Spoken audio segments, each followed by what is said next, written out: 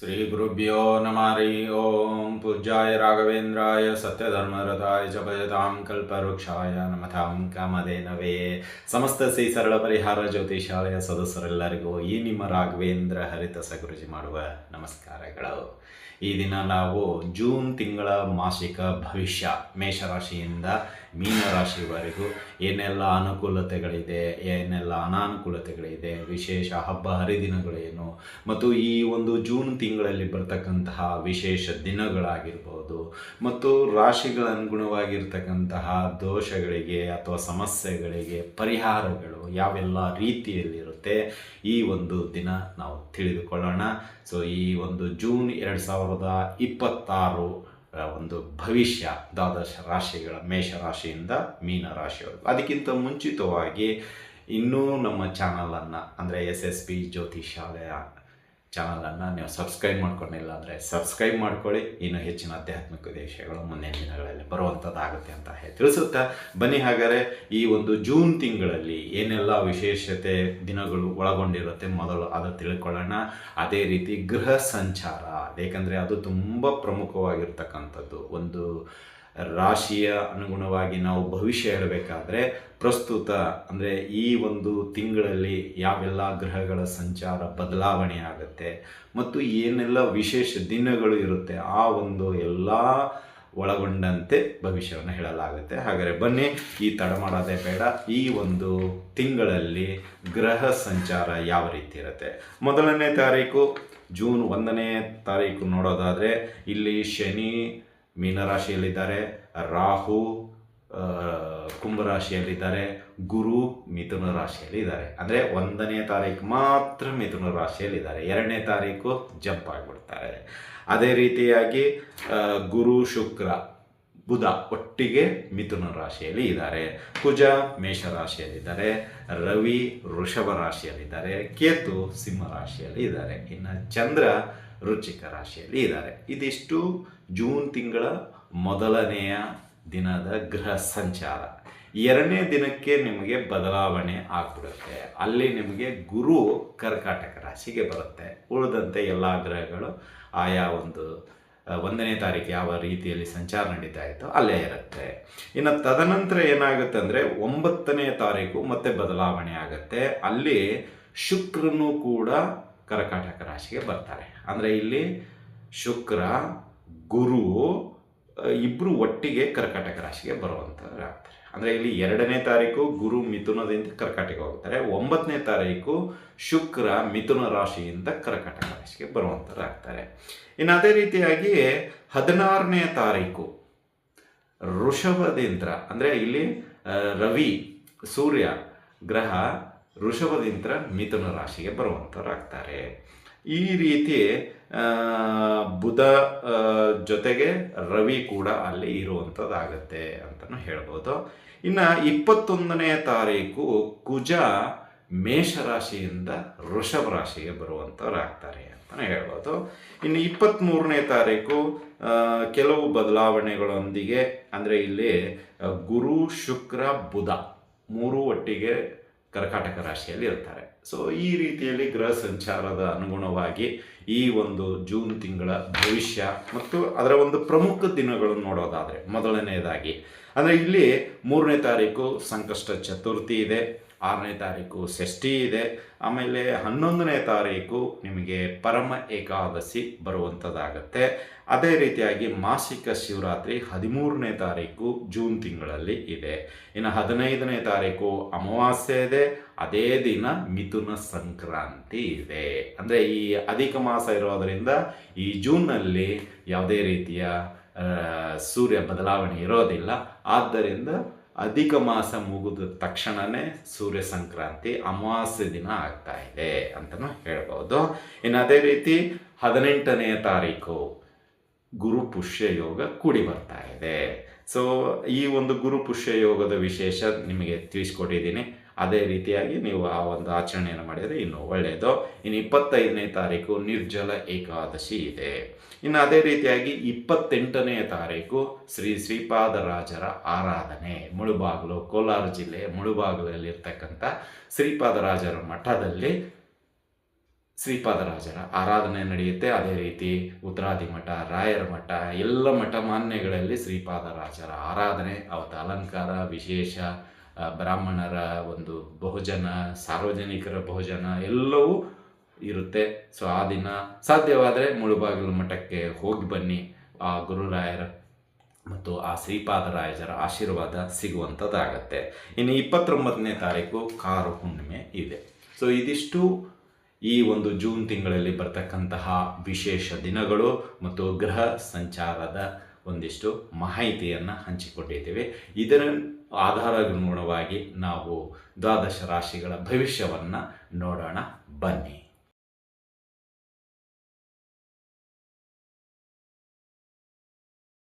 ದ್ವಾದಶ ರಾಶಿಗಳಲ್ಲಿ 11ನೇ ರಾಶಿಯಾಗಿರ್ತಕ್ಕಂತಹ ಕುಂಭರಾಶಿ. ಈ ಕುಂಭರಾಶಿಯವರಿಗೆ ಈ ಜೂನ್ ತಿಂಗಳಲ್ಲಿ ಅನುಕೂಲತೆ ಏನು, ಅನಾನುಕೂಲತೆ ಏನು ಹಾಗೂ ಪರಿಹಾರಗಳು ಯಾವ ರೀತಿಯಲ್ಲಿರುತ್ತೆ ಅನ್ನೋದನ್ನು ನೋಡೋಣ ಬನ್ನಿ. ಇಲ್ಲಿ ಕುಂಭರಾಶಿಯವರಿಗೆ ಶನಿಯ ಕೊನೆಯ ಚರಣ.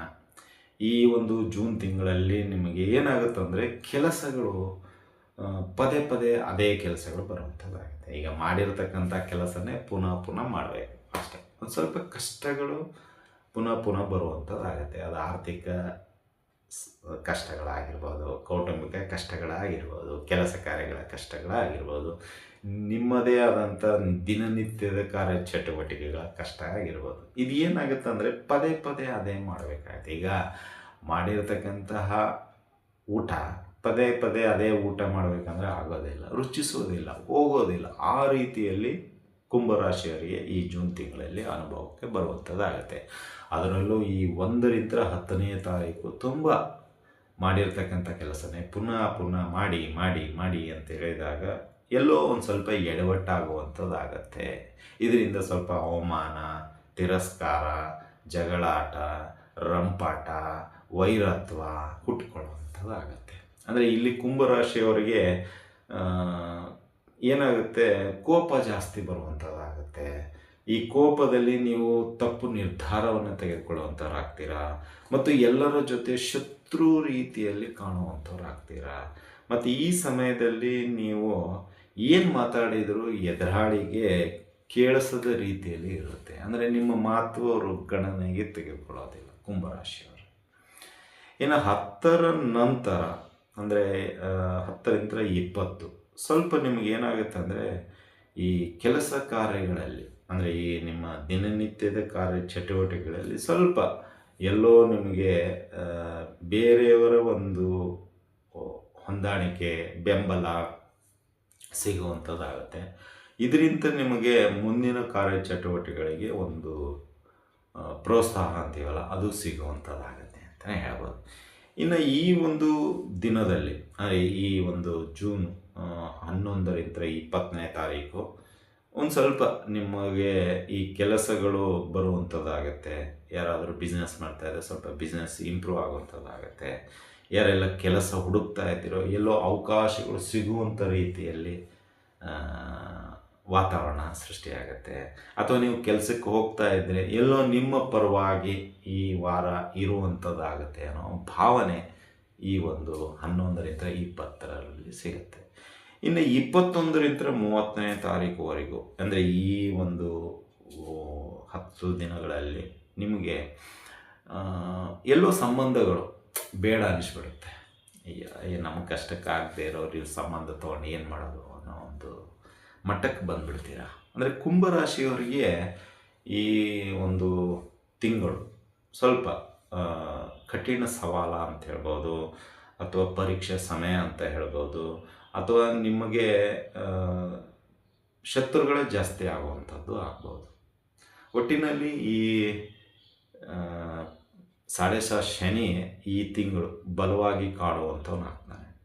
ತುಂಬ ಕಹಿಯಾಗಿ ಕಾಡುವಂಥವನಾಗ್ತಾನೆ, ಬಲಿಷ್ಠನಾಗಿ ಕಾಡುವಂಥವನಾಗ್ತಾನೆ, ವಾದ ವಿವಾದಗಳು ತರುವಂಥವನು ಆಗ್ತಾನೆ, ವೈರತ್ವ ಹುಟ್ಟಿಕೊಳ್ಳುವಂಥದ್ದು ಆಗುತ್ತೆ.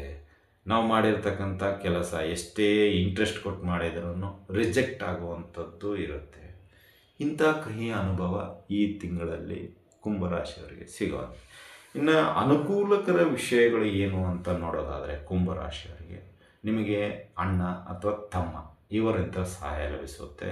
ಅದು ಆರ್ಥಿಕವಾಗಿ ಆಗಿರ್ಬೋದು ಮತ್ತು ಏನಂತೀರ ಮಾರ್ಗದರ್ಶನ ರೂಪದಲ್ಲೂ ಆಗಿರ್ಬೋದು, ಅಥವಾ ನಿಮ್ಮ ಕೆಲಸ ಕಾರ್ಯಕ್ಕೆ ಏನು ಬೇಕೋ ಅವರು ಸಪೋರ್ಟ್ ಇರ್ತಾರೆ. ಇನ್ನು ಎರಡನೇ ವಿಷಯಕ್ಕೆ ಬರೋದಾದರೆ ಆರ್ಥಿಕವಾಗಿ ಏನಾಗುತ್ತಂದರೆ, ನಿಮ್ಮ ಹಳೆಯ ಕೆಲವು ದುಡ್ಡು ಬರಬೇಕಾಗಿರ್ತಕ್ಕಂಥದ್ದು ನಿಂತು ಹೋಗಿರುತ್ತೆ. ಈ ತಿಂಗಳಲ್ಲಿ ಬರುತ್ತೆ ಖಂಡಿತವಾಗಿ. ಯಾವುದೋ ಎಲ್ಲೋ ಯಾರಿಗೋ ಕೊಟ್ಟಿರ್ತೀರ, ಲಾಕ್ ಆಗಿಬಿಟ್ಟಿರುತ್ತೆ, ಬರ್ತಾನೆ ಇರೋಲ್ಲ. ಏನು ಪ್ರಯತ್ನ ಮಾಡಿದರೂ ಬರ್ತಾ ಇರಲ್ಲ. ಎಲ್ಲರ ಮುಖಾಂತರ ಹೇಳಿಸ್ತೀರ, ಏನಾದರೂ ಅವರಿಗೆ ಶಕ್ತಿ ಇಲ್ವೋ, ಅಥವಾ ನಿಮಗೆ ಈ 7.5 ನಡೀತಾ ಇರೋದ್ರಿಂದ ನಿಮ್ಮಿಬ್ಬರಲ್ಲಿ ಭಿನ್ನಾಭಿಪ್ರಾಯ ಬರುವಂಥದ್ದು ಏನು ಅಂಥದ್ದು ನಿಮಗೂ ಕೂಡ ಅರ್ಥ ಆಗಿರೋದಿಲ್ಲ. ಬಟ್ ಈ ತಿಂಗಳಲ್ಲಿ ಆ ದುಡ್ಡು ನಿಮ್ಮ ಹತ್ತಿರಕ್ಕೆ ಬಂದು ಸೇರುತ್ತೆ. ಇನ್ನು ಮೂರನೆಯದ್ದು, ಮನೆಯಲ್ಲಿ ಒಂದಿಷ್ಟು ಶುಭ ಕಾರ್ಯಗಳು ನಡೆಯುವಂಥದ್ದಾಗತ್ತೆ. ಅದಕ್ಕೆ ನಿಮ್ಮದೇ ಆದಂಥ ಒಲ್ಲದ ಮನಸ್ಸಿನಿಂದ ಇನ್ವಾಲ್ವ್ಮೆಂಟ್ ಇರ್ತೀವಿ. ಯಾಕೆಂದ್ರೆ ನಿಮ್ಗೆ ಇಂಟ್ರೆಸ್ಟ್ ಇಲ್ಲ ಅದರಲ್ಲಿ ಪಾಲ್ಗೊಳ್ಬೇಕು, ಬಟ್ ಏನೂ ಮಾಡಲಿಕ್ಕಾಗಲ್ಲ, ಹೋಗಲೇಬೇಕು. ಅದು ಒಂದಾಗತ್ತೆ.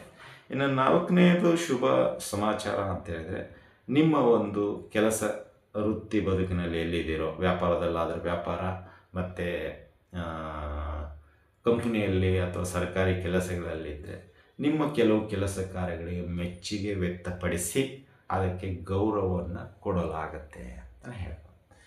ಒಟ್ಟಿನಲ್ಲಿ ಓವರಾಲ್ ಆಗಿ ಸ್ವಲ್ಪ ಕಹಿ, ಸ್ವಲ್ಪ ಸಿಹಿ ಅನ್ನೋ ಹಂತ ಈ ತಿಂಗಳಲ್ಲಿ ಕುಂಭರಾಶಿಯವರಿಗಿದೆ. ಮುಂದಿನ ದಿನಗಳಲ್ಲಿ ಒಳ್ಳೆಯದಿರುತ್ತೆ, ಖಂಡಿತವಾಗಿ ನೊಂದುಕೊಳ್ಳಬೇಡಿ. ಮುಂದೆ ಖಂಡಿತವಾಗೂ ಆ ದೇವರು ನಿಮ್ಮನ್ನು ಕೈ ಹಿಡಿತಾನೆ ಅಂತಲೇ ಹೇಳ್ಬೋದು. ಇನ್ನು ಅದೇ ರೀತಿಯಲ್ಲಿ ಈ ತಿಂಗಳು ಸಾಧ್ಯವಾದಷ್ಟು ದೂರದ ಪ್ರಯಾಣವನ್ನು ಮಾಡಬೇಡಿ.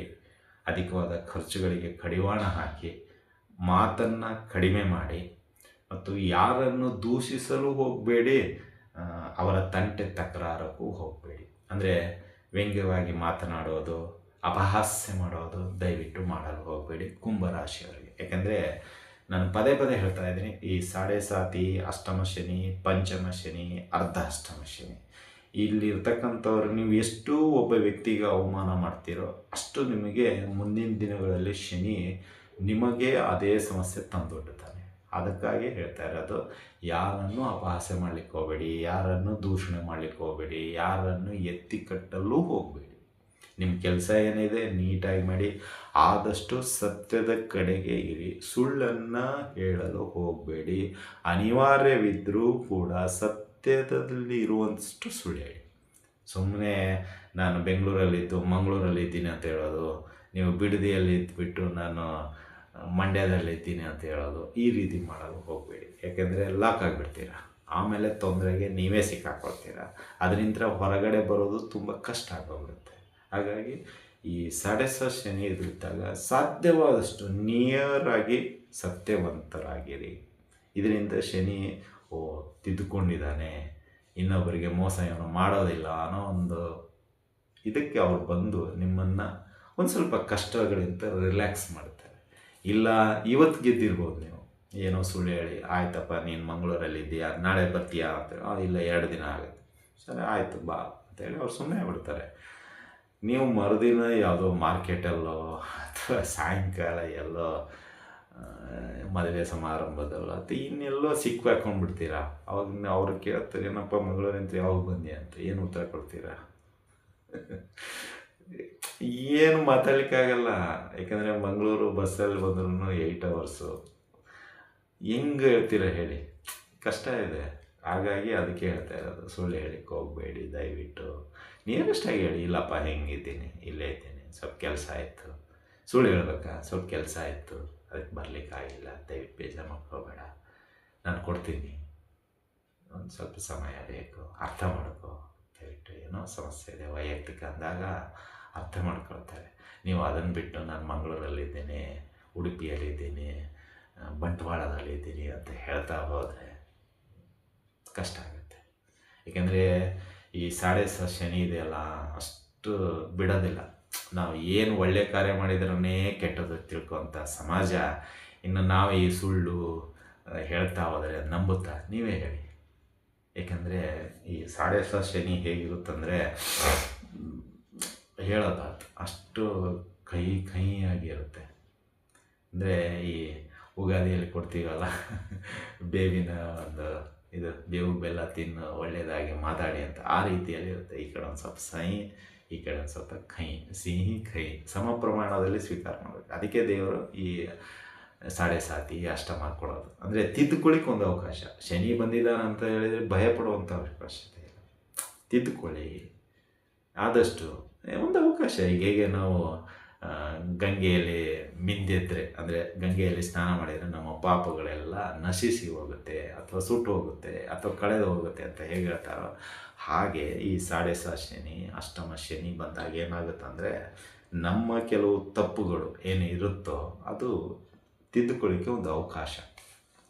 ಅಂದರೆ ನೀವು ಸರಿದಾರಿಗೆ ಹೋಗಲಿಕ್ಕೆ ಶನಿ ನಿಮಗೆ ಒಂದು ಬ್ರಿಡ್ಜ್ ರೆಡಿ ಮಾಡಿಕೊಡ್ತಾರೆ. ಇಲ್ಲ ನನಗೆ ಬ್ರಿಡ್ಜ್ ಬೇಡ, ಮಡ್ ರೋಡಲ್ಲೇ ಹೋಗ್ತೀನಿ, ಆಯಿತು ಹೋಗು ಅಂತಾರೆ. ಇಲ್ಲಿ ಶನಿ ನಿಮ್ಗೆ ತಿದ್ದುಕೊಳ್ಳಿಕ್ಕೆ ಅವಕಾಶ ಕೊಡ್ತಾ ಇದ್ದಾನೆ ಅಂದರೆ ಒಂದು ನೈಸ್ ರೋಡ್ ರೆಡಿ ಮಾಡ್ತಾ ಇದ್ದಾನೆ. ಮುಂದೆ ನಿನ್ನ ಭವಿಷ್ಯದ ಕಾಲದಲ್ಲಿ ಏನೂ ತೊಂದರೆ ಆಗಬಾರ್ದು ಅಂತೇಳಿ. ಸೊ ಆ ಒಂದು ಇದಕ್ಕೆ ಅವರು ಶನಿದೇವರು ಇದ್ದಾರೆ. ಹಾಗಾಗಿ ನಾವು ಹೇಳೋದಿಷ್ಟೇ, ಕುಂಭರಾಶಿಯವರಿಗೆ ಏನೇ ಈಗ ಕಹಿ ಘಟನೆ ಆಗಿರ್ಬೋದು, ಸಣ್ಣ ಪುಟ್ಟ ಭಿನ್ನಾಭಿಪ್ರಾಯಗಳಾಗಿರ್ಬೋದು, ಸಾಧ್ಯವಾದಷ್ಟು ಮಾತುಕತೆಯಲ್ಲಿ ಬಗೆಹರಿಸ್ಕೊಂಡು ಹೋಗೋದು ತುಂಬ ಉತ್ತಮ. ಆದರೆ ವಾದ ವಿವಾದಗಳಿಗೆ ದಯವಿಟ್ಟು ಇಳಿಯಲು ಹೋಗಬೇಡಿ, ಮುಂದೆ ತೊಂದರೆ ನಿಮಗೆ ಆಗುವಂಥದ್ದಾಗುತ್ತೆ ಅಂತ ಹೇಳಿ. ಇದಾಗಿತ್ತು ಕುಂಭರಾಶಿಯವರ ಮಾಸಿಕ ಭವಿಷ್ಯ. ಇನ್ನು ಪರಿಹಾರದ ವಿಷಯಕ್ಕೆ ಬರೋದಾದರೆ ಶನಿದೇವರ ಸ್ತೋತ್ರ, ಶನಿದೇವರ ಅಷ್ಟೋತ್ರ, ಶನಿದೇವರಿಗೆ ಸಂಬಂಧಪಟ್ಟಂಥ ಸೇವೆಗಳನ್ನು ಮಾಡಿ ಬಡವರಿಗೆ, ನಿರ್ಗತಿಕರಿಗೆ, ವಯಸ್ಸಾದವರಿಗೆ ಮತ್ತು ಮಹಿಳೆಯರಿಗೆ, ಬ್ರಾಹ್ಮಣರಿಗೆ, ನಿಮ್ಮ ಸುತ್ತಮುತ್ತಲಿರ್ತಕ್ಕಂತಹ ಬಡ ಮಕ್ಕಳಿಗೆ ಏನು ಸಹಾಯ ಮಾಡಬೇಕು ಖಂಡಿತವಾಗಿ ಮಾಡಿ. ಈಗ ಅಧಿಕ ಮಾಸ, ಬ್ರಾಹ್ಮಣರಿಗೆ ದವಸ ಧಾನ್ಯ ಹಣ್ಣುಗಳನ್ನು ದಾನವಾಗಿ ನೀಡಿ, ಮತ್ತು ವಯಸ್ಸಾದವರಿಗೆ ಅವರ ಒಂದು ಔಷಧ ಉಪಚಾರ, ಮೆಡಿಸನ್ ಅಂತಿರಲ್ಲ, ಅದಕ್ಕೆ ಸಹಾಯ ಮಾಡಿ. ಏಕೆಂದರೆ ಶನಿ ನೋಡೋದು ಈ ಕಷ್ಟ ಕಾಲದಲ್ಲಿ ನೀನು ಕಷ್ಟದ ಇರೋರಿಗೆ ಏನು ಸಹಾಯ ಮಾಡ್ತೀಯಾ ಅದನ್ನು ಪರೀಕ್ಷೆ ಅಂತಲೇ ಕರೀತೆ. ಹಾಗಾಗಿ ಸಾಧ್ಯವಾದಷ್ಟು ಮಾಡಿ, ಆದರೆ ಸಾಲದ ರೂಪದಲ್ಲಿ ಮಾಡಲಿಕ್ಕೆ ಹೋಗಬೇಡಿ. ಏಕೆಂದರೆ ಆ ಸಾಲ ತೀರಿಸೋದು ತುಂಬ ಕಷ್ಟ ಆಗುತ್ತೆ. ನಿಮ್ಮ ಇತಿಮಿತಿಯಲ್ಲೇ 10 ರೂಪಾಯಿ ಇತ್ತಾ 1 ರೂಪಾಯಿ ದಾನ ಮಾಡಿ ಸಾಕು. ತುಂಬ ಓವರಾಗಿಯೂ ಹೋಗಬಾರ್ದು. ಯಾಕೆಂದರೆ ಕಷ್ಟ ಇದೆ ಅಂತೇಳಿ ಗುರುಗಳು ಹೇಳಿದ್ದಾರೆ, ಕಷ್ಟದವ್ರಿಗೆ ಸಹಾಯ ಮಾಡೋಣ ಅಂತ ಸುಮ್ಮನೆ ಸಾಲ ತಂದು ಸಹಾಯ ಬೇಡ.